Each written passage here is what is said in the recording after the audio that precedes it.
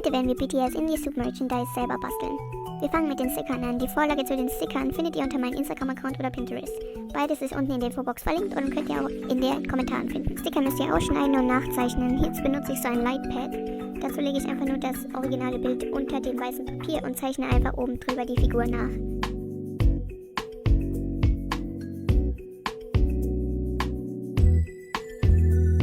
Danach sieht es in etwa so aus. Jetzt fangen wir mit dem Kolorieren an. Dazu benutze ich Alkoholmarker, mit denen ich die einzelnen Figuren ausmale.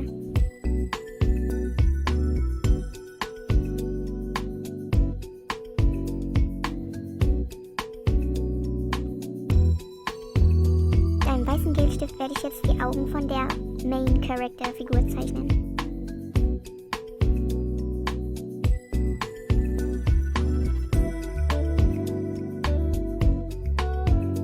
Wir machen mit dem nächsten Schritt weiter. Im nächsten Schritt benötigt ihr ein doppelseitiges Klebeband.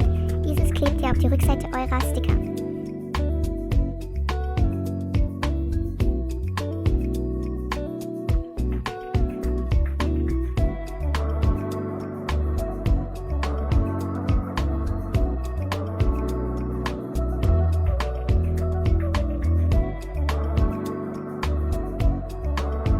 Jetzt müsst ihr euren Sticker in die jeweilige Form schneiden.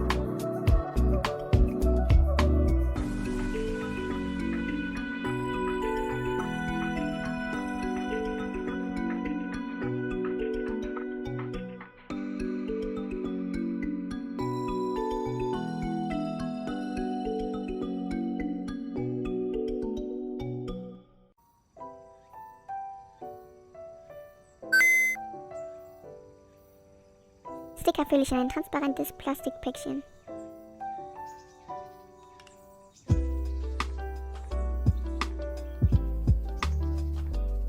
Für den Stift benötigt ihr eine Knete, die bei Hitze hart wird. Die bekannteste wohl ist Fimo, aber schaut euch einfach im Internet um.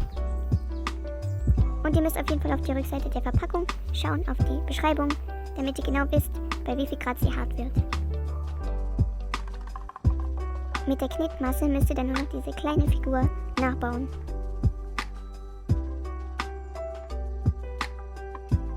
Die Figur müsst ihr jetzt auf den Stift stecken, wieder rausholen, in den Ofen stecken, die Augen drauf malen und dann seid ihr im Prinzip schon fertig. Ich hoffe, das Video hat euch gefallen und bis zum nächsten Mal.